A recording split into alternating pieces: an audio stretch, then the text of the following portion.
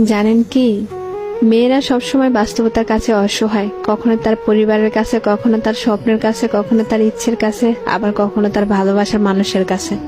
জানেন কি, একটা মেয়ে তার জীবনের প্রত্যেকটা সময় অন্যের জন্য বেঁচে থাকে। জন্মের পর বাবা মার জন্য, বিয়ের পর স্বামীর জন্য, সন্তান হবার পর সন্তানের জন্য। তাদের জীবনে কোনো চাওয়া পাওয়া থাকে না, যেটা থাকে সেটা হলো সবাইকে নিয়ে বেঁচে থাকার স্বপ্ন। মেয়েরা পারে না তাদের ইচ্ছা মতো চলতে, পারে না কাউকে ভালোবেসে সুখে থাকতে, পারে না তার ছোট ছোট স্বপ্নগুলো পূরণ করতে। যদি বাবা মার কথা মতো চলে তাহলে সে খুব ভালো মেয়ে, আর যদি বাবা মার কথা অবাধ্য করে চলে তাহলে সে খুব খারাপ মেয়ে।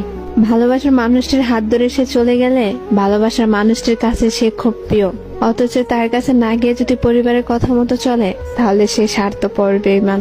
শুধুমাত্র একটা মেয়েই জানে এই সমাজে চলতে হলে কত বাস্তবতার সাথে যুদ্ধ করতে হয়। মেয়ে মানে কিছু করার আগে হাজারবার চিন্তা করে করতে